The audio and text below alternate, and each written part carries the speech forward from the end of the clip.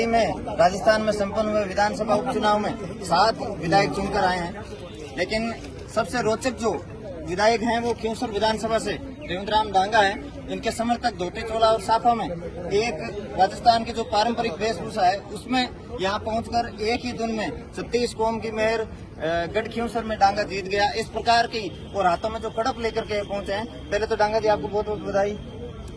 आप लोग भी सर, आप हमारे क्षेत्र से ही हो और सब लोगों ने मिलकर इस बार क्यूंसर की 36 कौम आम जन ने जो चुनाव लड़ा और उस चुनाव का और एक जनता का परिणाम और क्यूंसर में जनता जीती है, 36 कौम जीती है और भारतीय जनता पार्टी को सब मिल के एक सिंबल दिया और प्रतिनिधि के रूप में मेरे को चुना।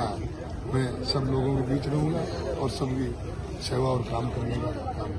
डांगा जी, आप विधानसभा में शपथ लेने के लिए ट्रैक्टर से पहुंचे, जो कि किसान का पारंपरिक जो पहले हल था और अब उस हल की जगह ट्रैक्टर है, और हाथों में जो समर्थकों की कड़प नजर आ रही थी। क्या संदेश देना चाहते हैं इससे? संदेश ये देना चाहते हैं कि हम किसान वर्ग से आते हैं और किसान पे आम जन विश्वास करती है कि हमारे किसान कौम से धरातल से जुड़े हुए प्रतिनिधि को हम भेजेंगे तो जरूर हमारे किसान के जो भी मूलभूत जो पानी है, बिजली है, रास्ता है, कोई भी किसानों की जो समस्या है उसका समाधान प्रतिनिधि के माध्यम से सरकार से मांग करेंगे और हमारे क्षेत्र का जो विकास अवरुद्ध है वो चौमुखी विकास होगा।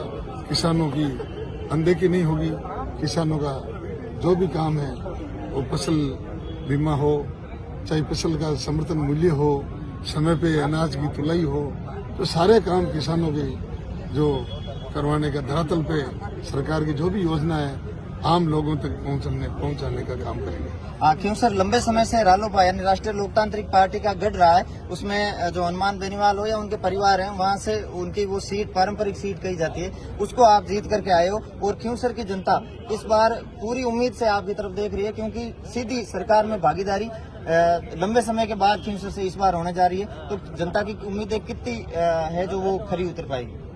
तो लोकतंत्र में जनता ही सर्वोपरि होती है, गढ़ किसी का नहीं होता है, गढ़ जनता का होता है। जनता जिधर मन बना लेती है और जनता उस तरफ जाती है, वही फैसला होता है। 2008 में 20 साल तो वही नहीं, 2008 में भारतीय जनता पार्टी से प्रत्याशी थे हनुमान जी, 13 में जरूर वो निर्दलीय थे, 18 में चुनाव लड़े, 19 में फिर वो भारतीय जनता पार्टी से गठबंधन से जीते थे। तो भारतीय जनता पार्टी का सहयोग रहा उनको और इस बार जनता ने परिवर्तन की एक लेट और परिवर्तन होना अति आवश्यक था।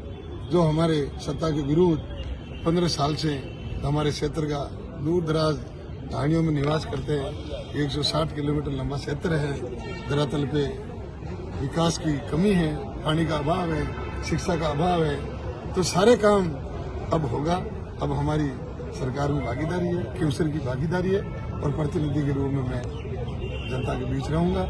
जी, सोशल मीडिया और समर्थकों में ऐसे कयास लगाए जा रहे हैं कि जरूर सरकार आपको मंत्री पद से नवाजेगी, क्योंकि आपने एक बहुत बड़े जो दिग्गज नेता कहे जाते हैं, पूरे राजस्थान एक देश भर में चर्चा में रहते हैं, हनुमान बेनीवाल, उनको हरा करके आप विधानसभा में पहुंचे हैं। तो मंत्री पद को लेकर आपका क्या कहना? मंत्री पद की हमारी कोई ऐसी नहीं है।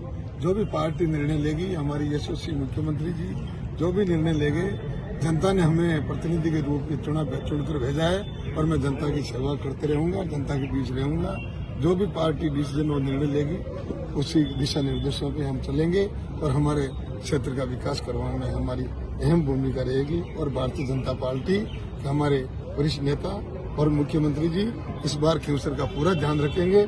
जो पिछले 15 साल से जो विकास अवरुद्ध है उनको चहुमुखी विकास होगा और विकास को गति मिलेगी। क्यूंसर में कौन से जो मूल काम है उनमें प्राथमिकता आपकी रहेगी? वैसे तो सारे काम सरकार में तो होंगे, लेकिन प्राथमिक रूप से कौन से काम है? प्राथमिकता किसानों की जो समस्या है उस समस्या का मेन जो फसल बीमा है, कई ऐसी जो किसानों की जो मांग है, किसानों का जो समस्या का समाधान है पूर्ण रूप से होगा। और फिर हमारा दूर दराज लंबा चौड़ा क्षेत्र है क्यूंसर में, जो माइनिंग का एरिया आता है, उसको जो हमारे पिछली सरकार ने जो बड़े बड़े उद्योगपतियों को जो जमीन दे दी, कैचमेंट एरिया है, अंगूर है, पायतान है, गौचर है, तो हमारे पशु कहाँ चरेंगे?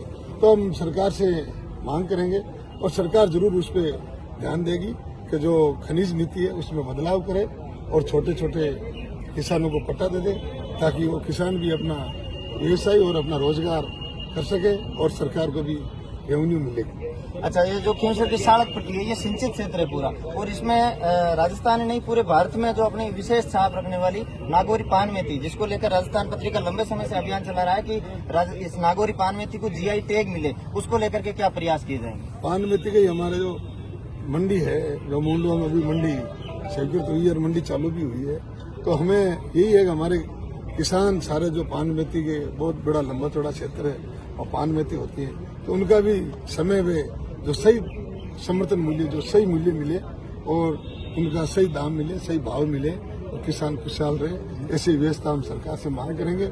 ऐसी व्यवस्था होगी तो आम किसान को अपने मेथी का, अपने कोई भी जिन्स से जो खाद्य, जो किसानों की जो जिन्सों के भाव मिले और समर्थन मूल्य भी, कई हमारे जिनसे जो समर्थन मूल्य से बाहर है उनका भी हम विचार करेंगे, सरकार से मांग करेंगे कि वो भी इसमें समर्थन मूल्य में शामिल करें। आपने प्रधान रहते हुए जीआई टैग के लिए एक पत्र जारी किया था, सरकार को पत्र लिखा था, क्योंकि उसमें अनुशंसा करनी थी वहाँ के स्थानीय प्रधान की, जो आपने अपने लेटर पैड के माध्यम से राजस्थान पत्रिका में प्रकाशित भी हुआ है वो, उसके माध्यम से आपने किसानों को ये नागौरी पान मेथी को जीआई टैग दिलवाने के बारे में एक कदम आगे बढ़े हैं। बिल्कुल 1 साल पहले जो आप सब किसानों ने बताया तो उनके हमारे प्रधान जो माध्यम से हम लेटर दिया था और हम बात भी की थी, और फिर वो पिछले साल ही थोड़ा बहुत भाव भी अच्छे थे तो किसान भी संतुष्ट थे।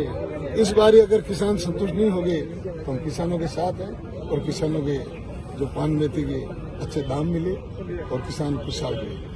ये थे हमारे साथ खींवसर विधायक रविंद्राम डांगा, जो किसान को लेकर के बहुत चिंतित हैं और किसानों की बात कर रहे हैं मूल रूप से, चाहे वो बिजली हो, पानी हो या फिर पान मेथी या कमोडिटी, जो भी जिन्स हैं किसानों की, उनके बारे में विस्तार से चर्चा की। हमारे साथ कैमरामैन राम मेहत्रा के साथ मैं राजवीर, राजस्थान पत्रिका।